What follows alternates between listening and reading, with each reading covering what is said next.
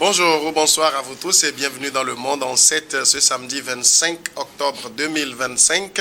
Le 25 octobre correspond au jour de la présidentielle en Côte d'Ivoire et au moment où nous sommes en train de tourner cette émission, les Ivoiriens sont aux urnes pour élire leur nouveau président de la République. 5 candidats sont en lice, dont le sortant Alassane Ouattara et l'ex-première dame Simone Eyivé. Nous en parlerons tout à l'heure. On ira également du côté du Bénin pour parler là de la présidentielle. Ce sera pour l'année 2026. Mais déjà, les candidatures sont déclarées et le parti Les Démocrates risque d'être hors jeu. Nous parlerons finalement du Togo avec l'élection des maires. Ce qui nous intéresse, c'est la mairie du Golfe 4 avec ces rumeurs de connivence avec le pouvoir. 3 invités sont avec moi sur le plateau pour faire le débat. Je reçois Marcel Agbessinou. Il est juriste et journaliste. Bonsoir Marcel. Bonsoir Sam et bonsoir à nos téléspectateurs et téléspectatrices. Et bonsoir à mes 2 co-débatteurs. Et sans oublier les Ivoiriens qui votaient présentement. Merci d'accepter notre invitation. Face à vous, Kosigan Akwete. Bonsoir Kosigan Akwete. Bonsoir monsieur le pasteur, bonsoir aux téléspectateurs, téléspectatrices de Niwa TV. Je voudrais faire un coucou spécial à monsieur Agama Kotokou depuis Klikame de Vaucoun. Voilà. Et puis à vos côtés, Cyril Sablassou, directeur de publication du journal Le Républicain Info. Bonsoir Cyril. Bonsoir Sam, bonsoir Marcel, bonsoir monsieur à côté, bonsoir à tous les téléspectateurs de la New World TV. Merci à vous d'être notre invité. C'est un plaisir. Vous avez donc suivi la campagne pour la présidentielle en Côte d'Ivoire, le jour de vote. C'est ce samedi 25 octobre. Les Ivoiriens vont élire leur président de la République. Parmi les 5 candidats en lice, on a le président sortant Alassane Ouattara qui brigue un 4e mandat à la tête de l'État, un 4e mandat qui passe mal aux yeux de nombreux Ivoiriens. Kosigan Akwete, parlons d'abord faisons un comeback sur la campagne électorale. Est-ce qu'elle a été une campagne des plus sereines selon vous? Oui, je félicite les candidats, tous les candidats d'ailleurs, en commençant par le président sortant, Dramane Ouattara, et Yves Gbagbo et Amadou Melo. Voilà, c'est 3, non? Ils sont 5. Ils sont 5. Et les autres, malgré les cris à l'insurrection, malgré les menaces du camp de PPACI et du PDCI, malgré tous ceux qui ont prophétisé la guerre civile, malgré alors les marches ici et là, les candidats sont restés sereins, concentrés sur l'électorat. Et donc je pense que d'ici la fin de la journée, on aura les premiers résultats que va confirmer plus tard la Cour constitutionnelle. Ce qui est sûr, il n'y aura pas l'apocalypse en Côte d'Ivoire, il y aura les élections qui se déroulent d'ailleurs dans la paix et la sécurité. Même s'il y aura peut-être des imperfections, ce ne seraient pas des imperfections à hauteur d'entacher alors le mot du scrutin. Cyril Sablassou, est-ce que pour vous cette campagne a été, j'ai envie de dire, à la hauteur des attentes, c'est-à-dire elle a été sans heurts, sans violence? Non, nous ne pouvons pas dire que les campagnes électorales dans le cas de ces élections-là, de l'élection présidentielle du côté de la Côte d'Ivoire étaient sans heurts ou sans violence, parce que vous n'êtes pas sans savoir que déjà c'était la semaine passée le procureur qui a fait déjà un bilan qui disait qu'il a déjà arrêté plus de 700 personnes, tenez-vous bien, 700 personnes pour des manifestations non autorisées. Nous avons même appris qu'il y a la cellule de Yamoussoukro qui a été incendiée. Il y a même des pertes d'envie humaines, tout ça là. Donc nous ne pouvons pas dire que les campagnes se sont bien déroulées. Mais ce que moi j'ai apprécié du côté de Alassane Ouattara, c'est le fait que Alassane Ouattara, qui est en train de briguer un 4e mandat, a laissé les manifestants, entre guillemets, manifester, d'autant plus que les opposants ont manifesté librement. Et aussi après les partisans de RDPA, c'est ça, RHDP du président Alassane Ouattara. Eux aussi après, ils sont sortis, ils ont manifesté librement jusqu'à ce que même que M. Mamadou, qui est le directeur de campagne de Alassane Ouattara, qui a même déclaré en tant qu'il y avait eu plus de 5 millions, il y avait eu 5 millions d'Ivoiriens qui étaient dans les rues pour soutenir M. Dramane Alassane Ouattara. Donc, quelle que soit la situation, on ne peut pas assister à des campagnes sans heurts. Il y a eu des blessés, il y a eu des arrestations, mais ce qui est sûr, l'élection a eu lieu aujourd'hui et nous tous qui sommes ici, nous sommes en train d'espérer que jusqu'à la fin, à la fin de ces élections-là, pour qu'on n'ait pas une situation qui sera proche de la situation de 2010 que nous tous nous avons connue avec 3000 morts. Parce que si aujourd'hui cette situation revient encore sur cette table-là, vous n'êtes pas aussi sans savoir que celui qui avait protégé en 2010 Alassane Ouattara se retrouve aujourd'hui dans les liens de la détention. Je parle bien de l'ancien président français, M. Sarkozy, qui est actuellement en prison du côté de la France. Donc Alassane Ouattara n'a plus intérêt à faire revivre aux Ivoiriens la situation de 2010. Donc espérons que jusqu'à la fin de cette journée qu'on assiste à une élection paisible, à une élection sans mort, à une élection sans violence. Marcel Agbessinou, on sait que la Côte d'Ivoire revient de loin. Cyril Sablassou évoquait les événements de 2010-2011, 3000 morts. Quand on voit aujourd'hui la Côte d'Ivoire traverser une campagne de 2 semaines, c'est vrai qu'il y a eu des couacs, mais sans grande violence, on peut dire que c'est pari gagné pour Alassane Ouattara. D'abord, permettez-moi de faire rétropédalage et relater certains faits qui font que les Ivoiriens ne découlèrent pas ce qui se passe actuellement. Vous savez, les principes fondamentaux de la démocratie, c'est la participation de tous les citoyens à la chose publique. Parfois, il y a certains juristes qui l'ont qualifié l'isonomie, l'égalité entre les citoyens. Mais lorsque un citoyen a vu l'un de ces principes fondamentaux violé, notamment le droit de vote, bon, vous serez convaincu avec moi que ça crée des agitations, des remous et des situations incontrôlées, incontrôlables. Aujourd'hui, avant même cette date fatidique qu'est le jour de vote, et les Ivoiriens ont vu de loin ou tout proche la candidature de leur mentor Gbagbo rejetée, comme Tidjane Diaye. Tidjane Thiam, autant pour moi. Vous verrez que dans ces circonstances, il y a ces deux protagonistes sont des poids lourds dans la scène politique ivoirienne. Même si on a reproché beaucoup de choses à Laurent Gbagbo, que la justice, ou bien les tribunaux ivoiriens l'ont condamné parce qu'il a bravé la BCEAO, la BCEAO, raison pour laquelle aujourd'hui il n'a plus le droit d'être candidat sur la liste électorale.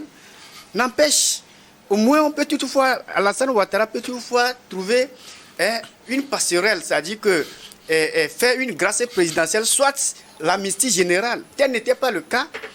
Et Ouattara, comme s'il a choisi ses potentiels compétiteurs et il a éliminé ses adversaires politiques.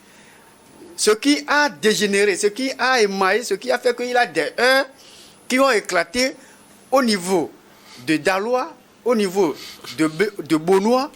Et à notre grande surprise, il y a les locaux de la commission électorale, la commission qui est censée surveiller et organiser cette élection.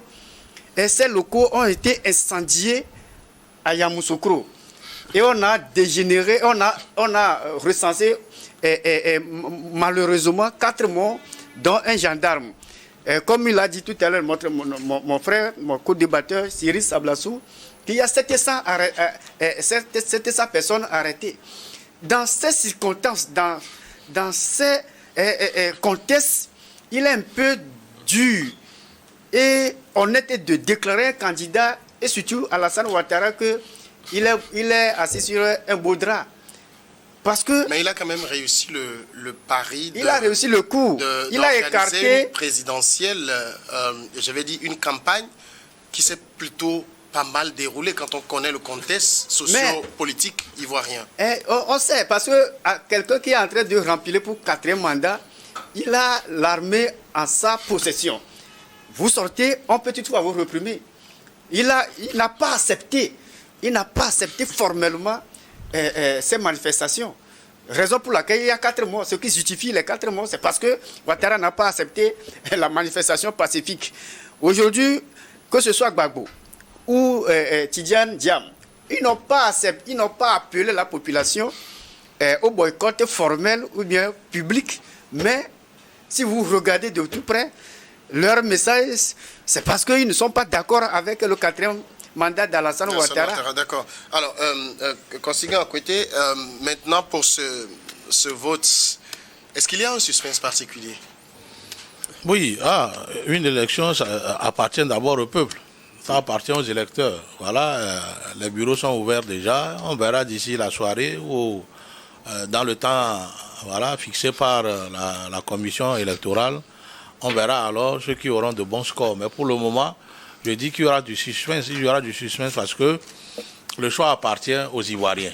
Et donc aux Ivoiriens, seul Dieu connaît alors ce secret-là qui, parmi les 5 candidats, sera adoubé par la population ivoirienne. Voilà. Donc ici, sur ce plateau, on ne peut pas dire que tout va se passer comme une lettre à la poste pour tel ou tel candidat. On a quand même vu la campagne, vous savez comment se passent les campagnes en Afrique. Du côté du parti au pouvoir, c'était une débauche de moyens. Les autres candidats ont essayé d'exister finalement. Dans ce contexte-là, on ne peut pas espérer grand-chose. Non, vous savez, quand j'ai vu tout ce que le président Wade avait investi comme moyens financiers, moyens matériels au cours de sa campagne contre le président Macky Sall. Mais à la fin, c'est Macky Sall qui est sorti. Quand je prends aussi le même exemple avec le PASTEF contre le dauphin de Macky Sall, c'est l'autre qui est sorti. Puisque, vous savez, parfois, un candidat peut sortir beaucoup de moyens, peut sortir beaucoup de choses, voire tenter d'acheter alors le vote des gens, mais au finish, c'est lui qui est battu dans les urnes. J'ai vu ça aussi dans d'autres cieux, sous d'autres cieux. Donc moi j'ai dit, pour le moment, tout le monde a la chance de devenir président de la République, autre que Dramane Ouattara. Bon, wait and see. C'est pour bientôt. Cyril Sablassou, est-ce qu'il y a vraiment du wait and see dans ce vote-là? Oui, moi je dirais que Madame Gbagbo, parce qu'elle-même elle a souhaité qu'on doit l'appeler toujours Madame Gbagbo, peut faire la surprise. Parce que je crois que si les Ivoiriens décident aujourd'hui d'éliminer par les votes Alassane Ouattara, ça peut se faire, On l'a vu ailleurs, qu'on vient de le dire, monsieur à côté, du côté du Sénégal, entre Macky Sall et Abdoulaye Wade.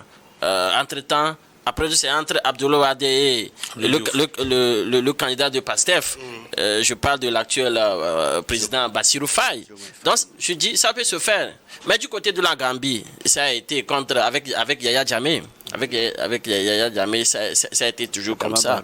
Donc, si aujourd'hui, le peuple ou la population ivoirienne décide que nous allons sanctionner M. Alassane Ouattara dans les urnes, je crois que ça peut se faire. Je crois que c'est possible. Si Gbagbo décide aujourd'hui, lance un appel solennel à toute la population ivoirienne de voter pour Madame Simone Ayvette et Gbagbo, je crois que Alassane Ouattara peut être surpris de façon désagréable. Donc, c'est possible qu'on ait de suspense. si la population même décide de surprendre les gens. Marcel Aguesino, vous croyez au suspense en Côte d'Ivoire pour aujourd'hui? Suspense. Pour l'élection, est-ce que les dés ne sont pas déjà jetés? Est-ce qu'Alassane Ouattara n'a pas un tapis rouge déroulé devant lui? Non, Alassane Ouattara, je peux dire qu'il il a la manette, voilà, il a la manette. Quelqu'un qui est en train de remplir pour 4e mandat, vous pensez qu'il est sorti à Nilo pour venir faire pagaille ou bien amusement de mauvais goût? Non. Non, c'est parce qu'il a défini tous les critères, il a jaugé telle option que maintenant les signaux sont ouverts. Donc Alassane Ouattara ne va pas à ces élections où il y a la tension, hein, la tension électrique entre les Ivoiriens et les partisans des candidats qu'on a rejetés, qu'on a exclus pour ces présidentielles. Alassane Ouattara, étant donné que certains disent que il est pro-français, il est avec la France, même si son mentor Sarkozy, il est en conflit avec la loi, il a été déposé bien avant hier à la prison, de la santé. Donc, vous savez, quelqu'un qui a fait un mandat, et il a dit 2 mandats, qu'après il va chercher une nouvelle génération. Et soudain, il a fait le remis, maintenant il est revenu. Et il dit que parce qu'il a présenté Amadou Gon Koulibaly, et l'autre aussi est décédé. Il y a un marathon de décès entre-temps. Et voilà, Alassane Ouattara qui fait volte-face. C'est sûr et certain que les élections là qui se déroulent actuellement, leurs résultats proclameront Alassane Ouattara comme au moins légèrement à la tête des autres candidats. Parce que Simone Gbagbo n'a jamais compéti à aucune élection en Côte d'Ivoire. C'est sa première participation. Donc, sa première participation. Mais ce n'est pas n'importe qui. Elle n'est pas n'importe qui, mais elle n'est pas Simone Gbagbo sans Gbagbo. C'est Gbagbo qui l'a fait. C'est sa première expérience. Elle ne connaît pas, elle connaît le terrain à travers son ancien mari. Mais aujourd'hui, il y a un divorce qui a été consommé entre les deux. Raison pour laquelle, jusqu'à l'heure nous exposons ces propos, Gbagbo n'a jamais donné consigne de voter très ferme. Soit de se plier aux côtés de sa femme ou des autres candidats. Son ex-femme. Oui. Donc vous voyez que les autres candidats aussi ne pèsent pas. Les potentiels adversaires à Ouattara, c'est Gbagbo et celui que vous connaissez bien, Tidjane Thiam. Donc, dans ces circonstances, il serait difficile de voir la surprise sénégalaise, de voir la surprise gambienne, de voir la surprise des autres pays où le président a organisé les élections et il a perdu. Donc, moi, je ne suis pas sûr que Alassane Ouattara, avec ces observateurs qui sillonnent de gauche et à droite, Alassane Ouattara va perdre ces élections. Donc il n'y a pas de suspense. Non, il n'y a pas de suspense. Constigan Akwete, en même temps, Marcel Agbessi nous touchait un point. Ni le président Laurent Gbagbo, ni Tidjane Thiam n'ont donné de consignes claires de vote. À quel jeu joue-t-il? Je pense que les deux ont l'intention d'organiser une insurrection en Côte d'Ivoire. Si je prends en compte l'interview que le président Gbagbo a accordé comment on l'appelle?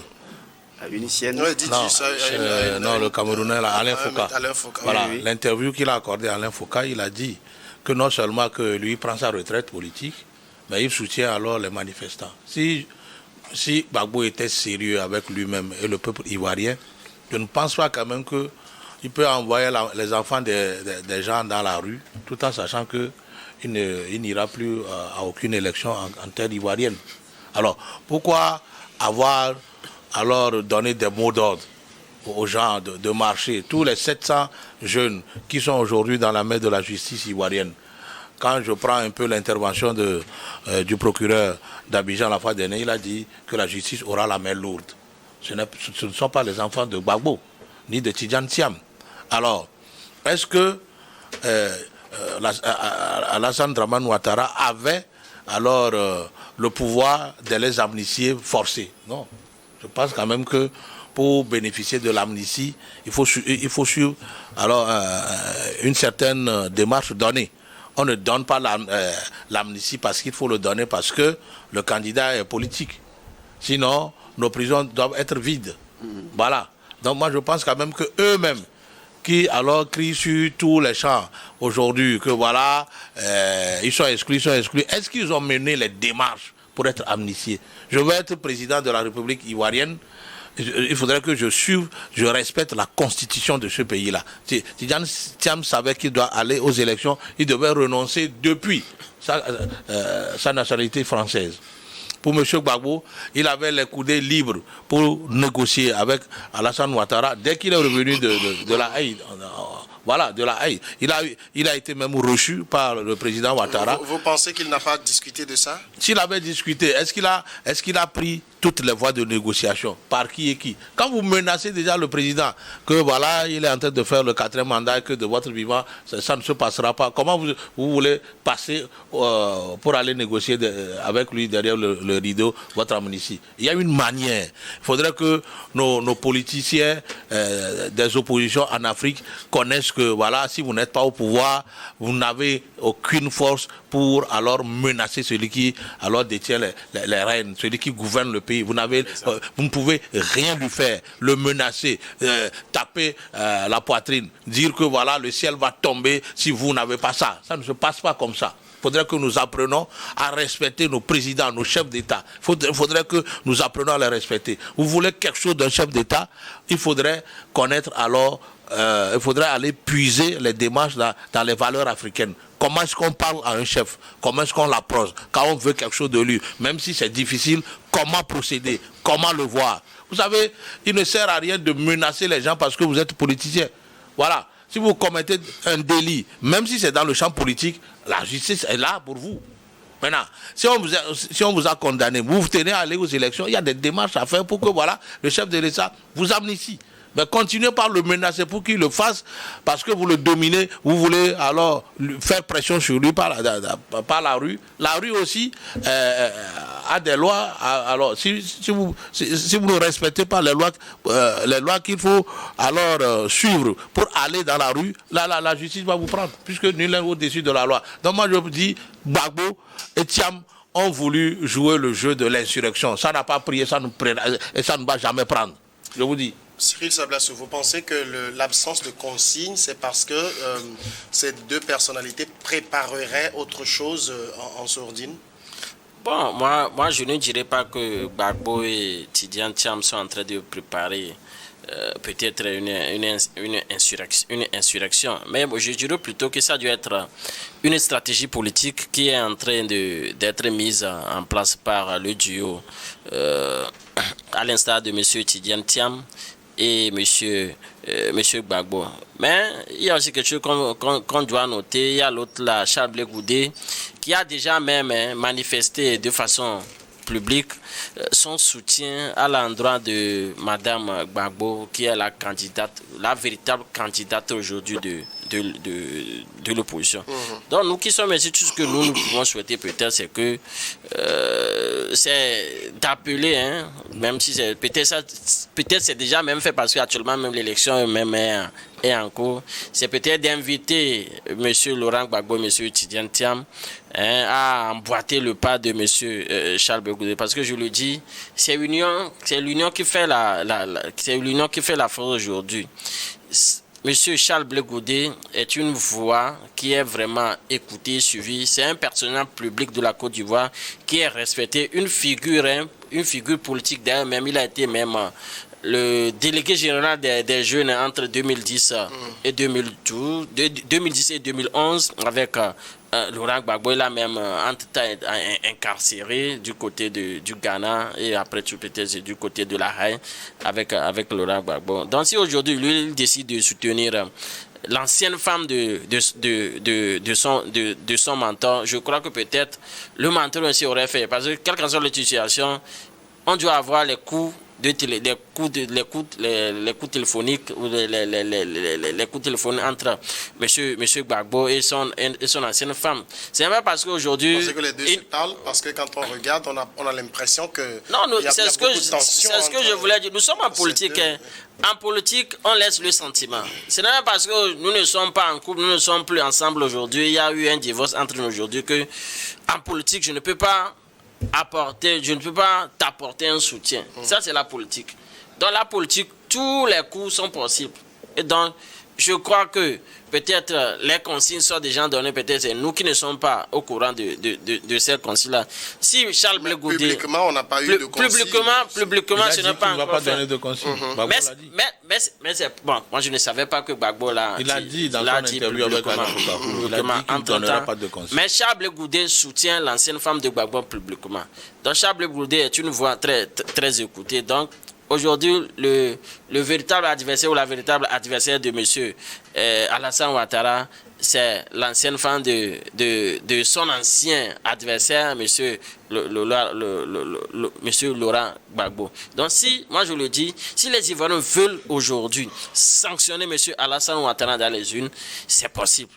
Moi je le dis, c'est possible. C'est vrai que personne n'organise une élection pour la perdre. C'est difficile, hein. Si tu organises une élection et tu perds cette élection-là, c'est parce que tu es un mauvais organisateur, si je peux le dire comme ça, parce que je ne peux pas être en place jusqu'à 15 ans de règne et organiser une élection et perdre cette élection-là. Peut-être c'est moi-même qui ai décidé de partir. Mais en politique, je le dis, tout est possible. Madame Gbagbo peut surprendre Alassane Ouattara aujourd'hui. D'accord, on verra jusqu'au moment où le vote, les résultats vont être annoncés. Alors, on a parlé, Marcel Agustine, de la campagne. Aujourd'hui, c'est le jour de vote. Il y a les résultats qu'il faut attendre. Entre ces trois périodes-là, campagne, vote, résultats, c'est quoi la période qui est le plus à craindre? Non, vous savez, le jour J, même avant et pendant et après, personne n'a la manette d'une situation. Ça peut échapper à tout moment. Ce sont les trois phases qui sont sensibles. Ces trois phases sont sensibles en politique politicienne. Mais voilà que les Ivoiriens viennent de tourner la première phase sensible derrière eux, qu'est la campagne. Aujourd'hui, c'est le jour de vote. Le jour de vote, vous allez constater que nous ne sommes pas en Côte d'Ivoire présentement pour identifier avec certitude tout ce qui se passe sur le terrain. Des échauffourées, des heurts, des bourrages d'urnes, tout ça là, nous ne sommes pas sur le terrain. Mais c'est après le soir et la nuit électorale, lorsque on va collecter, lorsque les compilations vont venir des provinces ou bien des régions, là, vous allez voir également qu'il y a des affrontements parfois qui surgissent pour au moins dire que ce qu'on a voté dans tel arrondissement ou bien dans telle province, ce n'est pas exactement ce que la commission électorale, la CE, est en train de collecter ou bien en train de proclamer. Et également, les acteurs politiques, ce que les acteurs politiques ont demandé au pouvoir en place et ça restait sans suite. Eux, ils ont demandé effectivement qu'il faut qu'on publie les résultats, les résultats bureau de vote et pas bureau de vote. Mais le pouvoir n'a pas cédé à cette demande de l'opposition. Dans ces circonstances, en se basant sur cette demande, l'opposition, peut-être sachant qu'elle va perdre l'élection, peut toutefois se baser sur ces manquements, ces petits manquements, pour au moins déranger, pour provoquer des situations incontrôlées. Raison pour laquelle moi je peux dire que le jour J, c'est-à-dire qu'aujourd'hui samedi, où le vote se déroule, personne n'a la situation en main. Personne ne maîtrise la situation. Ce qui peut advenir, personne ne peut avec certitude identifier. Et le lendemain, jusqu'à la proclamation définitive, c'est-à-dire la proclamation provisoire, c'est la proclamation provisoire qui a dégénéré la crise ivoirienne entre Gbagbo et Ouattara lui-même. C'est-à-dire qu'on a proclamé les résultats provisoires globaux. Et Gbagbo avait demandé à la communauté internationale qu'il ne refuse pas sa défaite.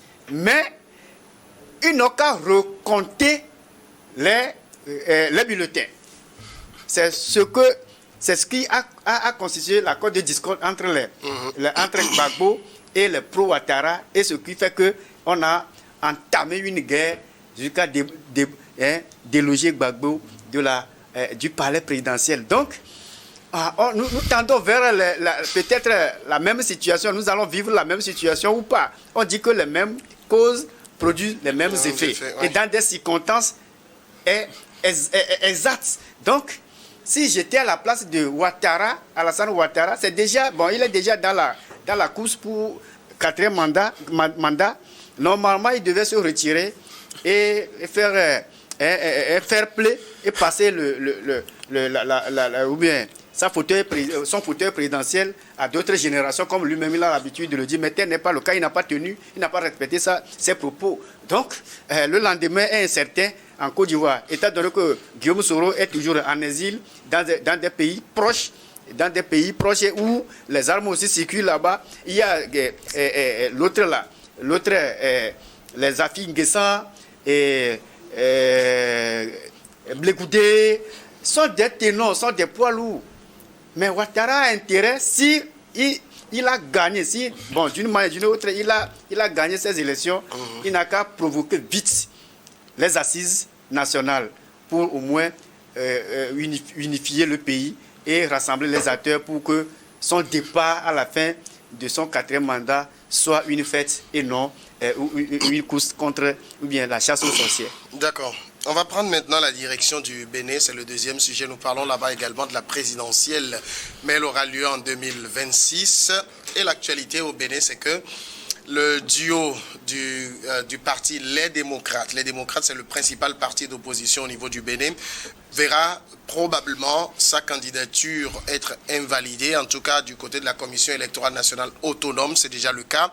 La candidature de Romuald Vignilé Agbodjo a été recalée pour défaut de parrainage et pour planter le contexte. Au Bénin, pour être candidat, chaque parti doit être parrainé par au moins 28 élus. 28 élus, c'est exactement le nombre de députés que compte le parti Les Démocrates.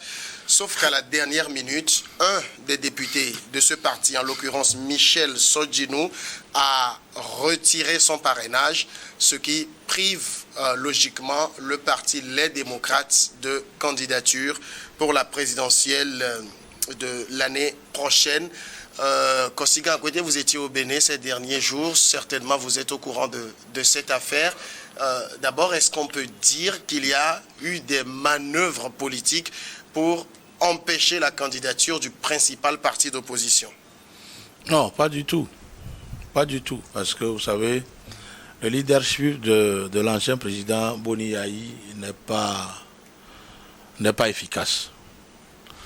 Et son casting, il n'a même pas tenu compte de son premier casting face à l'actuel président, M. Patrice Talon. Vous savez, il est difficile que dans un groupe, vous imposez un militant de la dernière minute. Ça pose problème. Maintenant, même si c'est le cas, la manière, il faut de la manière. Comment concilier les positions, comment parler avec tout le monde, et non l'imposer. Vous savez, quand vous ne savez pas imposer un militant de dernière heure aux autres, ça clash. Et c'est ça le problème, parce qu'il y a deux grands événements qui ont frustré une grande partie des militants de LD. Le premier événement plutôt, ça s'est passé à Parakou, où le président d'honneur a pris la fonction du président exécutif des mains de Eric Houndété. Or, c'est Eric Houndété qui a formé ou qui a conduit le parti LD. Il a passé des moments chauds de 2019 à 2021. Ce n'était pas facile pour les LD, puisque dans ce temps, ils ont opté pour l'insurrection. Comment provoquer l'insurrection au Bénin? Et donc, comme ça n'a pas marché, le parti LD a laissé beaucoup de plumes. Comment un ancien président, qui a fait déjà un premier casting qu'il a perdu avec Lionel Zinsou, un deuxième casting avec Rekia Madougou, qui est dans les conditions actuelles que nous, les conditions difficiles dans lesquelles, dans des conditions difficiles actuelles. Maintenant, vous reprenez le même schéma. Au troisième numéro, je pense quand même qu'il n'a pas tiré leçon alors de son imposture durant au cours de ces 3 choix. Maintenant, Renaud Agbodjo, c'est un candidat, c'est d'abord le neveu du président, de l'ancien président. Il est l'avocat de Rekia Madougou. Il est aussi avocat de l'ancien président Boni Yayi. C'est ça son militantisme dans le parti. Il n'était pas un candidat, il n'était pas un militant qui a fait l'expérience politique, qui a fait le combat politique avec les LD, mais il a été perché pour conduire le duo qui doit aller aux élections présidentielles, ce qui a fait mal au soutien de Éric Moudete lui-même. Sodinou a dit que les négociations qu'ils doivent faire avant qu'il ne soit porté à la tête des duos, ça n'a pas été fait. Et donc, lui, il ne donnera pas alors son parrainage à ce duo-là. En réalité, il avait déjà donné son parrainage avant de retirer. Mais il a retiré. Oui. Maintenant, quand il a demandé qu'on lui donne sa fiche de parrainage, le président exécutif Boni Yayi a refusé. Ce qui l'a poussé à saisir la justice, et la justice a fait son travail. Très rapidement. Oui, puisque nous sommes en période électorale. Oui, et on connaît la lenteur de la justice. Écoutez, et tout ça a un timing. La justice a tenu compte du timing. Et 48 heures. Ça dit qu'ils ont 48 heures pour déposer. Ensuite, là où le parti LD a péché, c'est d'avoir traîné. Ça d'avoir traîné dans le choix de leur tuyau. Ils ont moi je dis, bout, moi je dis, tout ce qui se passe aujourd'hui là est fait à dessein dans un seul but, c'est-à-dire rater leur participation aux élections prochaines, provoquer l'insurrection pour faire tomber le président au pouvoir. C'est tout, parce que depuis la nuit des temps, Boni Yayi et ses poulains ne pensent qu'à provoquer une insurrection pour faire tomber le pouvoir de Boni Yayi. En même temps, Kosigan Akwete, vous savez que vous l'avez dit que le choix du duo n'a pas vraiment réjoui les cadres du parti. Du tout. Ce qui est surprenant, c'est de voir qu'il n'y a qu'un seul député qui fait défection exactement. Il fallait qu'un seul fasse défection pour que le parti ne soit pas candidat. Est-ce que vous savez, on ne peut pas voir derrière cela quelques manœuvres politiciennes? Non, pas du tout. Vous savez, il faudrait que nos politiques de l'opposition prennent leurs responsabilités, assument plutôt leurs responsabilités quand ils pêchent. Dire que c'est le pouvoir en place, ce n'est pas vrai. Vous vous souvenez de 2017 ici, quand il y avait une tentative d'insurrection. Après, il y avait un dialogue chapeauté par la CEDEAO entre le pouvoir en place et les partis politiques de l'opposition. On leur a dit allez aux élections. On a recomposé la CENI avec eux, mais à la dernière minute, ils disent ils n'y vont pas. Je me souviens d'une phrase du ministre Bawara qui a dit le train est en marche, que le train là ne va plus s'arrêter. Mais quel que soit leur aboiement, le train est parti et le train n'est jamais revenu en arrière. Donc, quand vous avez des textes, il faut les respecter et vite faire. S'ils avaient vite choisi Renaud Agbodjo, ils auraient le temps nécessaire pour corriger ce choix-là et être réglo devant la loi. Mais ils ne l'ont pas fait. Donc moi j'ai dit tout ce que les LD font aujourd'hui, là, ils le font à dessein, ne serait-ce que pour créer des troubles. Or, dans nos pays de la CEDEAO, dans l'espace UEMOA, dans la CEDEAO, aucun pays ne souhaite plus avoir des problèmes d'insurrection ou de changement à la tête de leur pays par un coup de force ou des insurrections. Tout le monde veut la paix. Voilà. Donc moi j'ai dit, les LD, les militants des LD et leurs élus doivent apprendre une chose. Qui veut aller à la guerre prépare sa monture. Cyril Sablassou, est-ce que vous arrivez à vous dire que le pouvoir n'a rien à voir avec ça, c'est juste une affaire interne au Parti Les Démocrates? Non, moi je dirais, même si le pouvoir de Talon aujourd'hui a quelque chose à voir avec ce qui se passe du côté du parti politique de l'ancien président, M. Yayi Boni, mais je crois que c'est C'est possible parce que nous sommes sur un terrain politique. Je veux encore le retirer, je vais encore le dire. Tout est possible. Mais la principale personne ou le principal personnage que moi je suis en train d'accuser dans cette histoire du parti les démocrates, qui est le principal parti politique de l'opposition du côté du Bénin avec 28 députés, c'est l'ancien président, monsieur Yahya Boni. Monsieur Yahya Boni a un problème de mauvaise gestion et il est un mauvais manager. Parce que quand vous êtes un ancien, vous êtes entre guillemets un mentor pour les jeunes, et il y a un problème. C'est à toi qui est le mentor, le premier responsable de ce parti qui est créé en 2019. C'est à toi d'appeler les jeunes là, son avocat en question et le député qui est en train de retirer son parrainage, qui a saisi la justice que lui il n'a pas parrainé de façon officielle monsieur Agbojo. C'est à vous de les appeler en tant que papa et discuter avec eux. Mais si vous voulez faire, vous voulez faire la force, mais attention, peut-être le parti je ne dis pas que c'est vrai, mais c'est possible, nous sommes en politique. Peut-être il a été déjà même vu par le parti de Talon, on lui a déjà même proposé peut-être un petit poste ministériel après les élections de 2026. Nous sommes sur un terrain politique et tout est possible. Donc si aujourd'hui on me dit que tout ce qui se passe avec le parti de Yahya Boni aujourd'hui, ça vient des manœuvres politiques du parti au pouvoir. Mais moi, je vais féliciter le parti au pouvoir parce que eux aussi, ils ne veulent pas. Monsieur Ouadani, qui est désigné comme le candidat du parti au pouvoir du côté du Bénin, eux aussi, ils ne veulent pas organiser ces élections-là et perdre en même temps, ça serait une catastrophe. Si aujourd'hui on nous dit que M. Ouadani, qui a été choisi comme candidat successeur de M. Talon, ne gagne pas les élections de l'année prochaine, ça serait une catastrophe. C'est le jeudi passé, ils ont fait déjà même un recours et la Cour constitutionnelle qui se dit incompétente, qu'elle ne peut pas gérer l'affaire.